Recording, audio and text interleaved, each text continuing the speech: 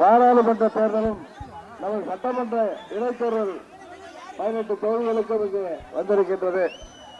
துரோகிகள் நமது சட்டமன்ற உறுப்பினர்களை தகுதி நீக்கம் செய்தார்கள்.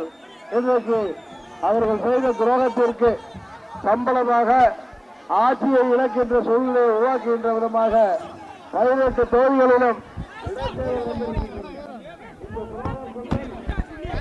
ஒரு தொகுதியில் கூட வெற்றி பெற முடியாத நிலையிலே 8 தொகுதியிலே அவர்கள் வெற்றி பெறவில்லை என்றால் இந்த பழனிசாமி பன்னீர்செல்வம் துரோக அணி ஆட்சி பொறுப்பில் இருந்து இறங்கப் போகிறது.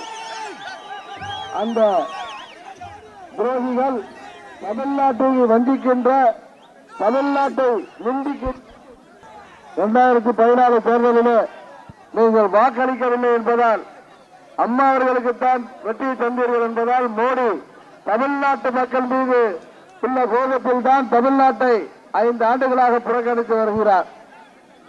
அம்மாவின் இயக்கத்தை சின்னாபின்னமாக்க வேண்டும் என்பதற்காக இந்த அடிமைகளை கையிலே வைத்துக் கொண்டு உண்மையான தொண்டர்களை, அம்மாவுக்காக உண்மையாக உழைப்பவர்களை இன்றைக்கு நசுக்க பார்க்கிறார். அம்மாவின் தொண்டர்கள் 95% மேல் இன்றைக்கு அம்மா மக்கள் முன்னேற்ற கழகத்திலே இருக்கிறார்கள். அவர்களை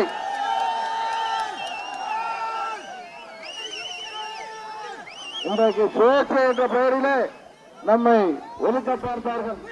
ஆனால் நீதிமன்றம், உச்ச நீதிமன்றம் அளித்த தீர்ப்பினால் நமது வெற்றி வேட்பாளர்கள் அனைவரும் ஒரே சின்னத்திலே, அது அம்மா அவர்கள் ஆசையோடு கிடைத்திருக்கின்ற பரிசு பெட்டகம் சின்னத்திலே தமிழ்நாடு முழுவதும் போட்டியிடுகிறார்கள். தமிழ்நாட்டிற்கு துரோகம் செய்தவர்கள் நல்லதொரு சந்தர்ப்பமாக பலம் நழுவி பாலிலே விழுந்தது போல இந்த துரோக கூட்டணி இன்றைக்கு கூட்டணியிலே வந்திருக்கிறது. துரோகம் செய்த கட்சிகள் அவர்களை தக்க பாடம் புகட்டுகின்ற விதமாக இந்த தேர்தலிலே அவர்களை நீங்கள் முறியடிக்க வேண்டும் என்ற நேரத்தில் கேட்டுக் கொள்கின்றேன். இன்னொரு கூட்டணி காங்கிரஸ் திமுக கூட்டணி கேட்டால் நாங்கள் மதச்சார்பற்ற கூட்டணி என்பார்கள். ஆனால் அவர்கள் சந்தர்ப்பவாத கூட்டணி என்பது உங்களுக்கு தெரியும். ஏற்கனவே யூபிஏ என்டிஏ என்று வந்தவர்கள் இன்றைக்கு மதச்சார்பற்ற கூட்டணி என்ற பெயரிலே தமிழ்நாட்டு மக்களை ஏமாற்ற வந்திருக்கிறார்கள்.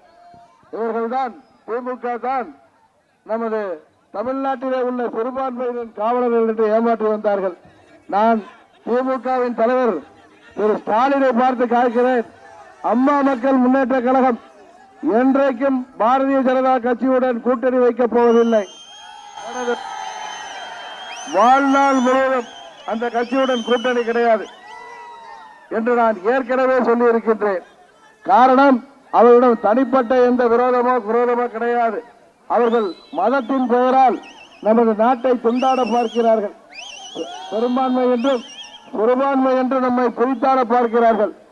தமிழகம் அமைதி பூங்காவாக நிகழ வேண்டும் என்றால் நாம் என்றைக்கும் தமிழகத்திலே சமத்துவமாக இருக்க வேண்டும் என்றால் இந்த மதவாத சக்திகளை, ஜாதிவாத சக்திகளை என்றைக்கும் அனுமதிக்க மாட்டோம்.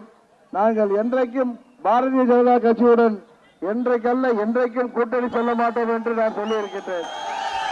இன்றைக்கு மதசார்பற்ற கூட்டணி என்றார்களே, திமுக சிறுபான்மையின் காவலர் என்கிறாரே, அவர் வாழ்நாள் முழுவதும் பிஜேபியுடன் கூட்டணி இல்லை என்று சொல்ல முடியுமா? சொல்ல மாட்டார்கள். காரணம், அவர்களுக்கு அரசியல் ஒரு விளையாட்டு. பதவிக்கு செல்ல வேண்டும் என்பதற்காக, ஆட்சி அதிகாரத்தை கைப்பற்ற வேண்டும் என்பதற்காக எந்த வேலை வேண்டுமானாலும் செய்வார்கள் என்பது உங்களுக்கு தெரியும். இன்றைக்கு தமிழ்நாட்டை ஏமாற்றிக் கொண்டிருக்கின்ற இந்த சந்தர்ப்பவாத கூட்டணியும் வேட்பாளரை வைத்திருக்கின்றது திமுக காங்கிரஸ் கூட்டணியிலும்.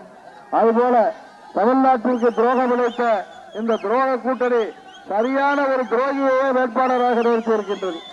அம்மா அவர்களுக்கு துரோகம் செய்தவர்கள் இன்றைக்கு ஒரு அணியிலே வந்திருக்கிறார்கள். அவர்களுக்கு தக்க பாடம் புகட்டுகின்ற விதமாக நமது திருநெல்வேலி பாராளுமன்ற தொகுதியில அருமை சகோதரர் மைக்கேல் ராயப்பன் அவர்களை வெற்றி சின்னமாகிய பரிசு பெட்டகம் சின்னத்திலே வாக்களித்து வெற்றி பெற செய்ய வேண்டுமாய் பணிவன்போடு கேட்டு விடைபெறுகிறேன். நன்றி, வணக்கம்.